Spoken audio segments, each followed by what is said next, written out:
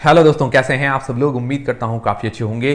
तो दोस्तों, आज के इस वीडियो के अंदर हम बात करेंगे जो IRM एनर्जी का आईपीओ जो कि 18 अक्टूबर को ओपन होने वाला है, उसका लेटेस्ट ग्रे मार्केट का प्रीमियम क्या चल रहा है और बाकी सारे आईपीओ का अपडेट क्या है, और उसके अलावा प्लाजा आईपीओ की लिस्टिंग थी, उसकी लिस्टिंग कैसी देखने को मिली, वो सारी चीजें जानेंगे। और उसके अलावा टीसीएस का जो बायबैक है उसकी भी अनाउंसमेंट हो चुकी है, तो उसकी डिटेल्स लेंगे। और उसके अलावा टीसीएस के रिजल्ट्स भी आ चुके हैं Q2 के, उसके बारे में भी हम जानकारी लेंगे इस वीडियो के अंदर।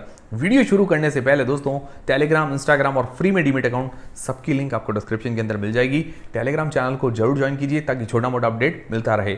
सबसे पहले बात करते हैं प्लाजा वायर्स एंड केबल्स का जो आईपीओ है, क्या लिस्टिंग थी। और लिस्टिंग की ऑफिशियल डेट 13 अक्टूबर को थी, पर डेट चेंज करके 12 अक्टूबर को कर दी गई। आज उसकी लिस्टिंग थी, और ये डेट्स जो चेंजेस करते हैं वो सही बात नहीं है। मुझे लगता है शुरुआत के अंदर जो भी आपने डेट दे दी है उसी के आसपास लिस्टिंग हो जानी चाहिए। तो क्या है कि डेट चेंज होती है, हर कोई बार बार नहीं देख पाता है। उसके है कि लोगों को कंफ्यूजन होता है कि भाई लिस्टिंग डेट कब है। हर कोई रोज क्या है कि शेयर मार्केट या पोर्टफोलियो खोलकर नहीं बैठता है, या हर कोई क्या है कि रोज शेड्यूल नहीं देखता है कि भाई कब लिस्टिंग होगी। तो एक बार मुझे लगता है अगर फिक्स हो जाती है उसके बाद चेंजेस नहीं करने चाहिए। आपको क्या लगता है।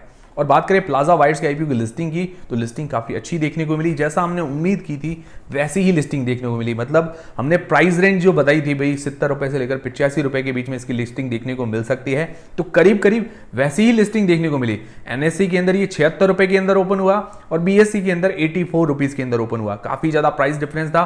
बाद में इन दोनों को सेटल कर दिया गया प्राइस डिफरेंस को, और इस पर बाद में 5% का सर्किट भी लगा।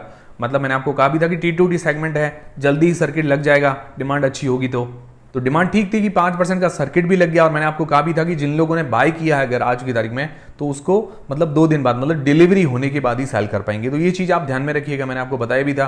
और कल लिस्टिंग डे स्ट्रेटेजी के अंदर सारी चीजें मैंने क्लियर कर दी थी।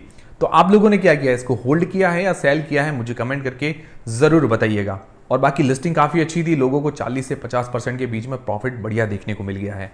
फिर दोस्तों बात करें IRM एनर्जी का जो आईपीओ है जो कि 18 अक्टूबर से लेकर 20 अक्टूबर के बीच में ओपन रहेगा, तो इसका अगर लेटेस्ट ग्रे मार्केट का प्रीमियम देखें तो 90 रुपए पर शेयर इसका ग्रे मार्केट का प्रीमियम चल रहा है। थोड़ा सा डाउन हुआ है, शुरुआत के अंदर 100-110 रुपए के आसपास चला था, अभी 90 रुपए पर शेयर, 29 शेयर का लॉट है, तो 2610 2610 रुपए एक लॉट पर आज की तारीख में फायदा देखने को मिल रहा है। परसेंटेज वाइज करीब करीब 17 से 18% जैसा ग्रे मार्केट का प्रीमियम है। तो वैसे देखा जाए तो अच्छी डिमांड चल रही है, पर अभी इसकी एंकर लिस्ट आना बाकी है। एंकर लिस्ट भी एक दिन पहले आ जाएगी, उसकी बारे में भी मैं आपको डिस्कशन कर दूंगा कि भाई एंकर लिस्ट कैसी आती है। और उम्मीद है कि इसकी एंकर लिस्ट काफ़ी अच्छी आनी चाहिए, और मुझे कंपनी काफ़ी अच्छी नज़र आ रही है। हालांकि प्राइस बैंड थोड़ा सा महंगा है, पर आगे देखते हैं कि क्या होता है, कि कैसी एंकर लिस्ट आती है, कैसा इन्वेस्टर्स इसके अंदर इंटरेस्ट जताते हैं। बाकी इसके रिव्यू का वीडियो कल तक आपको मिल जाएगा, उसके अंदर सारी चीज़ें एकदम से क्लियर हो जाएगी। फिर दोस्तों बात करें एसएमई आईपीओ की, तो एसएमई आईपीओ की अभी कोई भी ऐसा एसएमई आईपीओ नहीं चल रहा है, या कोई भी रिसेंट आईपीओ या अपकमिंग आईपीओ नहीं है जिसकी डिमांड मिनिमम 50 से 60% चल रही हो। तो अभी तो कोई नहीं है, होगा तो मैं आपको जानकारी दे दूंगा। मिनिमम हमारा क्राइटेरिया तो 50 से 60% का रहता है। बाकी क्या है कि एसएमई आईपीओ काफ़ी ज़्यादा रिस्की होते हैं, इसीलिए सोच समझ के ही अप्लाई करना चाहिए। काफ़ी लोग फंस भी जाते हैं, इसीलिए सोच समझ के ही अप्लाई करें। फिर दोस्तों बात करें टाटा टेक्नोलॉजीज के आईपीओ की डेट्स के बारे में, तो अभी तक डेट्स के बारे में कोई भी अनाउंसमेंट नहीं हुई है।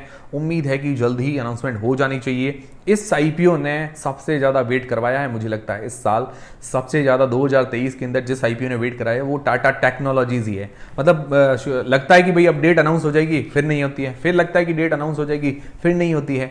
अब उम्मीद है कि अब हो जानी चाहिए। अब देखते हैं कब होती है भाई, अक्टूबर के अंदर आता है, नवंबर के अंदर आता है, वो डेट्स अनाउंस होने के बाद ही पता चल पाएगा। और जैसे ही अनाउंस होगी तो मैं आपको जानकारी दे दूंगा। तो दोस्तों ये हो गए आईपीओस के अपडेट्स। अब बात करते हैं दोस्तों, जो टीसीएस है उसके बायबैक की अनाउंसमेंट हो गई है, और टीसीएस ने अपने रिजल्ट्स भी अनाउंसमेंट कर दी है। मतलब जो सेकंड क्वार्टर के रिजल्ट हैं उसकी भी अनाउंसमेंट हो गई है, जो जुलाई से लेकर सितंबर के बीच में आते हैं। तो इसने जो बायबैक का अनाउंसमेंट किया है करीबन 11 अक्टूबर के आसपास किया था, मैंने आपको बताया भी था। तो बायबैक का जो अनाउंसमेंट किया है, जिस दिन उसकी प्राइस चल रही थी उससे 15% प्रीमियम पर, मैंने आपको बताया भी था कि बायबैक जब भी होता है तो थोड़ा प्रीमियम देकर मतलब शेयर होल्डर से कोई भी कंपनी खरीदती है, तो 15% प्रीमियम पर ये खरीदने जा रही है, मतलब जो भी शेयर होल्डर्स हैं उनसे।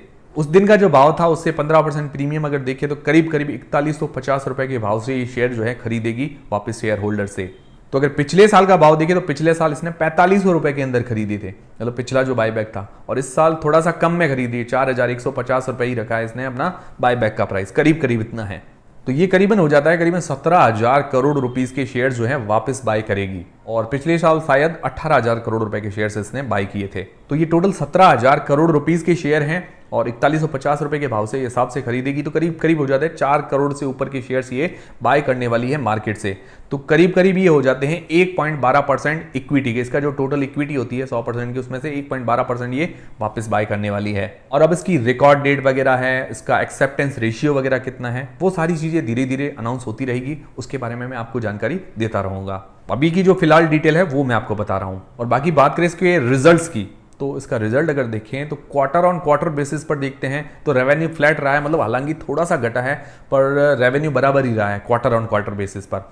और उसके प्रॉफिट जो है क्वार्टर ऑन क्वार्टर बेसिस पर थोड़ा सा बढ़ा है, 2% जैसी ग्रोथ देखने को मिली है प्रॉफिट के अंदर क्वार्टर ऑन, मतलब जो पिछला क्वार्टर और इस क्वार्टर से प्रॉफिट के अंदर 2% का इंक्रीमेंट है और रेवेन्यू फ्लैट रहा है, मतलब सेम रहा है। पर अगर ईयर ऑन ईयर बेसिस पर देखें, मतलब जुलाई से लेकर सितंबर के बीच में जो क्वार्टर है, पिछला सेम जुलाई से लेकर सितंबर का क्वार्टर पिछले साल का, उसमें रेवेन्यू के अंदर 8% मतलब 8% जैसी ग्रोथ देखने को मिली है और प्रॉफिट के अंदर 10% की ग्रोथ है। तो रिजल्ट तो ठीक आए, मतलब अच्छी कह सकते हैं इस रिजल्ट्स को। पर रिजल्ट अनाउंस होने के बाद क्या कि शेयर के अंदर थोड़ी सी गिरावट भी देखने को मिली है और बायबैक की भी अनाउंसमेंट हो गई है।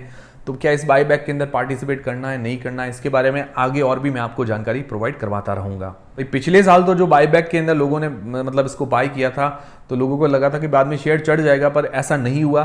बायबैक के अंदर शेयर तो लोगों के एक्सेप्ट कर लिए थे, पर पीछे जो बचे हुए शेयर थे उनको लंबा होल्ड करना पड़ा था लोगों को। अब इस साल क्या होता है वो आने वाले टाइम में धीरे धीरे पता लगता रहेगा। और बाकी अब चुनाव की भी अनाउंसमेंट होगी, मतलब स्टेट्स के अंदर भी चुनाव होने वाले हैं, फिर 2024 के अंदर भी लोकसभा के जो भी वो नरेंद्र मोदी वाले प्रधानमंत्री के चुनाव भी होने वाले हैं। तो इस पर को लेकर शेयर मार्केट पर क्या इफेक्ट पड़ेगा, तो मुझे लगता है ज़्यादा इफेक्ट नहीं पड़ता है, थोड़ा बहुत ऊपर नीचे होता रहता है, पर इतना ज़्यादा इफेक्ट नहीं पड़ता है, नॉर्मल इफेक्ट रहता है। और जो भी कुछ इफेक्ट होता रहेगा तो मैं आपको अपडेट देता रहूँगा। तो ये थे सारे आज के अपडेट्स। उम्मीद करता हूँ हमारा वीडियो, हमारी जानकारी आपको काफी पसंद आई होगी और हेल्पफुल रही होगी। हेल्पफुल रही है, कुछ सीखने को मिला है तो वीडियो को एक लाइक जरूर करें, चैनल को सब्सक्राइब कर लें। टेलीग्राम, इंस्टाग्राम और फ्री में डीमैट अकाउंट सबके लिंक डिस्क्रिप्शन के अंदर है। मिलते हैं दोस्तों अगले वीडियो के अंदर।